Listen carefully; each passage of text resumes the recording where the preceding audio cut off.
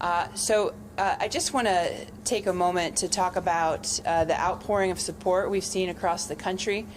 Today, to moment, I think I've had over 70 mayors and from across the country reach out. Particularly have been of help have been Buddy Dyer of Orlando, who had to work with his community through the Pulse nightclub. Mayor Bill Peduto of Pittsburgh, obviously with the Tree of Life Synagogue. Mayor Cranley of Cincinnati has been helpful, and Mayor Jane Castor, who's the new mayor of Tampa, who is a former police chief. Honestly, I have to say that unfortunately, because we have so many of these incidences, there is a bevy of mayors that are able to give great advice and feedback. I think that's, quite frankly, a little sad, if you think about it, that they've learned so much because all of their communities have gone through these terrible mass shootings. That today at 2 o'clock, I was very appreciative that Senators Brown and Senators Portman and Congressman Turner, as well as U.S. Attorney Ben Glassman, the FBI and ATF, came together for a briefing with Chief Beal and Chief Carper. We then walked the scene of the site in the Oregon District, so the senators and congressmen could get a good sense of exactly what happened on the ground. And I want to say how much I appreciate their support and their calls and what can I do questions during this day. It's meant a lot to me personally, and I know it's meant a lot to the citizens of Dayton. With that, I'd like to invite Senator Sherrod Brown to come forward and say a few words. Thank you, Mayor. This is obviously a terribly difficult time for this community, and I so appreciate especially the police and fire and the rescue operations, how quickly the police department, police officers on the scene so courageously stood up and did the right thing and saved literally potentially hundreds of lives with the amount of ammunition the shooter had, and how quickly they responded, and how what a short period of time from the first shot to the last shot. So it really does tell me a lot about local public servants, police and fire and rescue operations. We had, the mayor tells us 20 first responders from the region came, in addition to the 6 or 7 from the city of Dayton that arrived all within 20 minutes to save lives. So that's what local communities do, which come together like this. The mayor took us all to walk through the Oregon District. It's in many ways the center of Dayton in terms of evenings and small businesses. Every single business in that area just about is locally owned, and with the vibrancy of local ownership and what that means. And they're all coming together as they will tonight at the vigil, but for the next many days, the way that Dayton came together after the tornado and after in dealing with the KKK rally a few weeks ago. My first talk with the mayor today, the first thing she told me, other than expressing the grief and the heartache of this community, was how she had gotten literally dozens of texts, emails, and phone calls from mayors around the country, almost all of whom have had something like this happen in their communities. And so our first response, I'll speak for myself, Connie's my first response, of course, is sadness and hearts and prayers and thoughts for families and the community overall, including police and fire, and how they respond to this in the weeks ahead from the trauma that they've seen as public servants. My next thought was anger at our country and society and our Congress for not doing anything about this. The House of Representatives has passed a bill to do background checks, overwhelmingly bipartisanly. I've called on Senator McConnell to bring the Senate back into session. We can pass that in one afternoon, background checks. The President of the United States could sign it that day. There's just no reason we shouldn't be doing that. So we certainly pray for the victims and care about the victims, but Congress needs to do something. Our state legislature, again, woefully inadequate in dealing with gun violence, also needs to react and respond in the right way so that these incidents just don't happen week after week after week after week in our country. Thank you, Senator. Next, I'd like to invite Senator Portman to come forward to say a few words. Senator Brown came from Cleveland. Senator Portman came from Cincinnati. I'm just completely amazed by people coming here to get here as soon as possible. Senator Portman. The Miami Valley is in mourning today after the tragedy of last night's shooting. We did walk down to the Oregon District, and we saw what has been a thriving commercial section of the city, and saw lots of great small businesses. We also saw workers in hazmat suits. These were EMS personnel who were having to clean the blood off the sidewalk from the tragedy of last night. Shocking, unspeakable, tragic. We also have seen this community respond, as they will, for the victims, for the mothers and fathers and sons and daughters who were struck down last night and those who were injured. We've seen it here in this community just since May with the KKK rally. We've seen it as this community came together after the devastating hurricanes, which, is still an ongoing project, but I've talked to the mayor a lot about this, and Mayor Willie knows that I'm impressed with what I've seen is how this community comes together and responds. And we saw it last night with these brave police officers who, in the face of danger, ran straight into it. You'll learn more about this at 4 o'clock. And all I can say is, because we're not at liberty to talk about it, and I think it's appropriate that law enforcement provide the perspective that you need on this, but this courage was extraordinary and saved lives, probably hundreds of lives, given the situation. There is also an effort going on in the community that I hope everybody will support, which is through the Dayton Community Foundation. And it's called the Oregon District Tragedy Fund. It's a fund that's been set up to help the victims. Again, this community comes together. I'll be making a contribution to it. I'm sure everyone will behind me. And I know this community is going to come together and help these victims, those who are injured, the families of those who lost lives. So this is a tragedy that requires that kind of response. My colleague, Senator Brown, has talked about legislation. We should also, of course, as we figure out what happened here, learn lessons from it, just as we need to learn lessons from others. And are there more things that can be done? I'm sure there are. But I will say there's something deeper going on here. And if you look at the suicide rates, if you look at the addiction rates, this community's done a good job in responding to it, but it's been at ground zero in terms of the opioid crisis as well. If you look at the mental health crisis in our country today, there aren't enough laws, and in fact no law can correct some of the more fundamental cultural problems we face today as a country. And the shooting last night is an indication of that. So I look forward to working together with my colleagues to try to respond the most effective way possible. But we also have to look deep into our hearts and figure out how could someone point a gun at someone who he had never seen or known and pull the trigger. Thank you. Thank you, Senator. Next, I appreciate the Senator's donation to the fund that the Dayton Foundation has put together. I know that our community comes together, and I know that this will be no different as the other episodes we've had in the past few months. Next, I'd like to invite Congressman Turner to come forward to say a few words. Appreciate him calling me this morning and appreciate him being here as well. Congressman Turner. I want to thank the mayor for her leadership on this day of sadness for our community. This is a strong community, and I appreciate the mayor working diligently to pull everyone together. Also, I want to thank and congratulate the mayor and the police chief on the police presence that was in the Oregon District last night. It was extraordinary that they were able to respond so quickly. As a result of the police's actions, my daughter and hundreds others who were down in the Oregon District last night are alive and are safe today.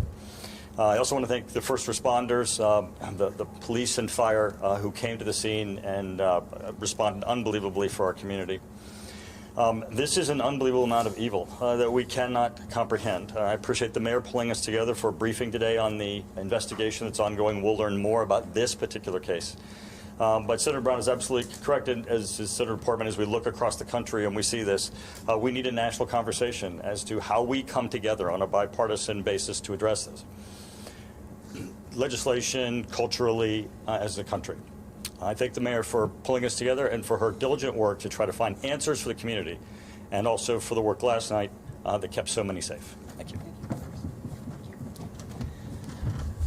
Next, a state representative, we used to call him Sheriff, Phil Plummer, wanted to say a few words. Thanks, Mayor. And again, thank you for your leadership here. We've had some rough times in the city of Dayton, but you've really, you met the challenge and you've led the city. So thank you for your hard work and your efforts here. Just want to let the citizens know you have a great police department, a great fire department here. I went and toured the crime scene with everybody behind me here, and I was hoping it was my last crime scene I toured, but we're back in action. But walking away from that crime scene, I could stick my chest out, and I'm very proud of our first responders. They answered the call. They ran towards a gunfire. When you're up against weapons like that, it's tough on those guys, and they made the call and they took care of business. So thank them when you see them. We can't give them enough awards because they saved a lot of people last night. Fire department, you guys did a great job. And our county dispatch center, they get overwhelmed with mass situations like this. So they did a tremendous job also. So you guys, let's not let this keep us down. Like I said, we had a rough year, but we always bounce back. We're a resilient community. We're in the game. We're in the fight. And we need to figure this out. So let me ask you guys this. I'm not going to get into policy discussions, but we, the people, make the call. We don't work for special interest groups. We work for the people. So let's sit down and let's figure out a solution to this. It's mental health. It's guns. There's a lot of variables here, but we got to figure this out. So you guys, thanks for covering this. And let's stay strong, Dayton. We're in the game here. Thank you. Thank you. Okay, Deputy Chief Carper will come forward to give any new information he may have. I think it'll be pretty brief since we will have such a detailed briefing at 4 o'clock. Yeah, thank you, Mary, and thank you for everyone's patience. We do have a comprehensive look at this coming up here at 4 o'clock. The only thing I will add right now, we do have a lost and found that's going to be established at the safety building downtown, 335 West 3rd Street. That's the City of Dayton Police Department headquarters. Beginning at 10 o'clock tomorrow morning. There were a lot of items that were left in the Oregon District, so if you could spread the word to the public, if any items were left, they can come and retrieve those beginning tomorrow morning. Thank you. All right, questions? Is there a word that you would describe the people of Dayton? I mean, you guys went back to the tornadoes, the KKK rally, this. I heard the word resilient, resiliency. Is there something that sums up the spirit of the people that live here? Are you asking me? Anyone you want to answer. Well, I will answer, and then anyone else can answer. The word I use for Dayton is it has grit, and I think that is a word that describes what is this community's been through for the past 50 years. The grit of the changing economy, the grit when tough things happen, they come together. There's resilience in grit, but I think that is what makes us so strong and continues to make us resilient. And so. I think that describes Dayton and its people in a way that I'm very, very proud of. I think everybody And then, we talked about the reaction, how the first responders really came to the need of everybody there. A lot of after the fact. You talked about mental health and then, gun violence, but is there any way to proactively prevent something like this from happening? We see it time and time again, but, this is a question for anybody. Is there a way to proactively prevent it from happening? Anybody have a comment? Okay. We need to do what's right. If a civilian's walking around with body armor, we call that clues. So, why does a civilian have body armor? If somebody is not acting right and they have high-powered weapons, reach out to them. We all know when somebody's having problems. We have to be a community and support people. Let's start doing what's right. I watched some of the news conferences from the shooter's neighborhood, and they kind of said the guy had some problems. But we failed to step up and do what's right and address those problems. The guy may need somebody to help him out, give him a hand up. So, if something doesn't seem right, make a call. Call the police. That's what we're here for. Call us. We have professionals here, counselors. If it isn't right, just reach out to us. Question for Yes, Senator. The former sheriff said that sort of questioned civilians wearing body armor like that, wearing those vests. ballistic vests. And I say the same about civilians buying assault weapons. We tried an experiment in this country from the mid-'90s to the mid-next decade for about 10 years of a ban on assault weapons, and it didn't get every assault weapon off the street, but it did make a difference. And there are probably hundreds, if not thousands, of people alive today that might not have been alive if we hadn't had a law prohibiting the purchase of assault weapons. And those weapons don't belong, they're not weapons for hunting. We don't question people having a gun to hunt. We don't question people having a gun to protect themselves, but civilians carrying assault weapons. And it just, again, speaks to the courage of the police department with pistols or other weapons, but nothing like taking on a guy with an assault weapon. And why do we put our police in that situation, too, where civilians carry these weapons of war?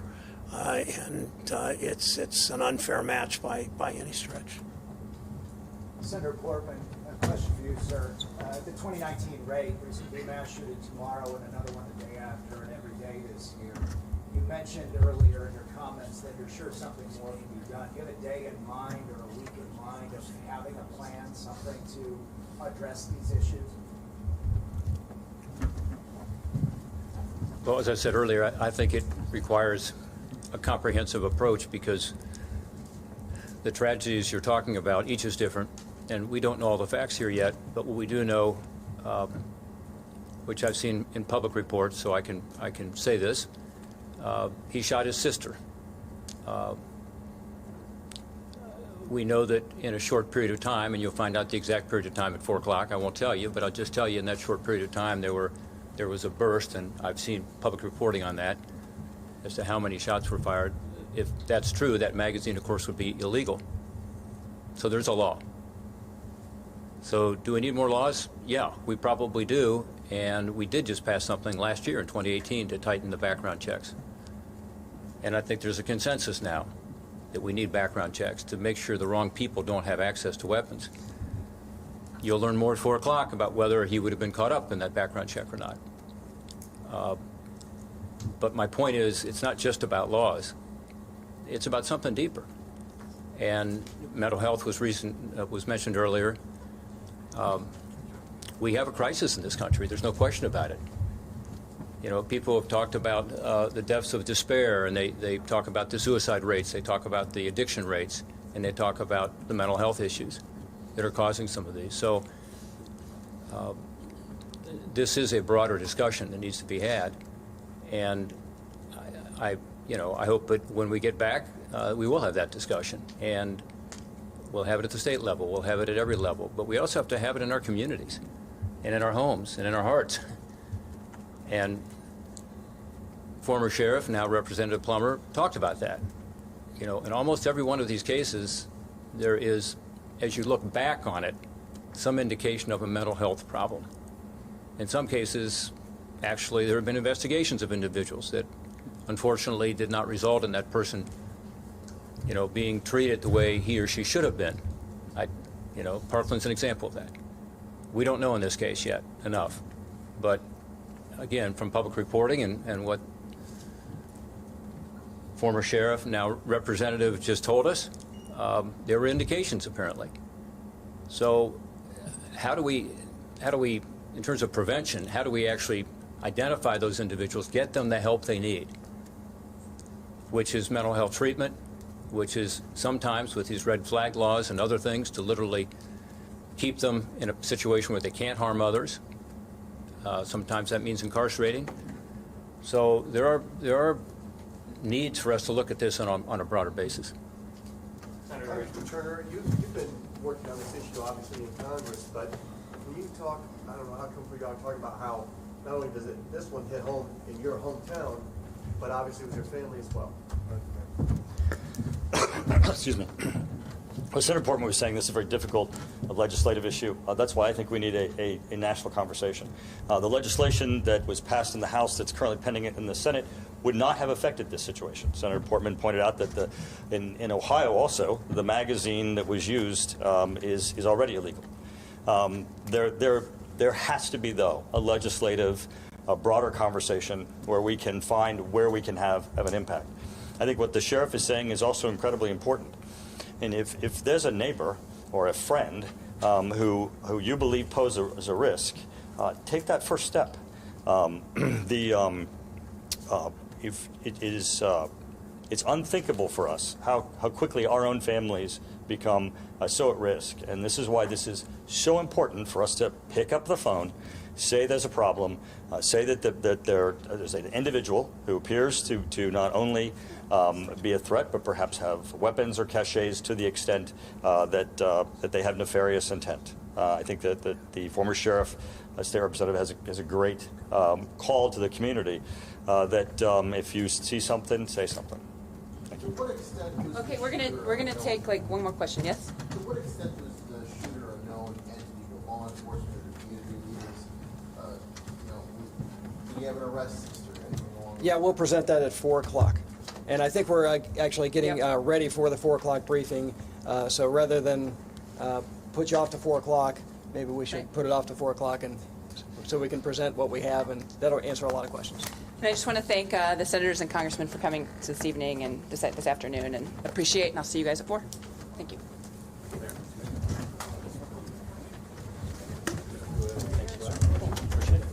Great job. Thank you.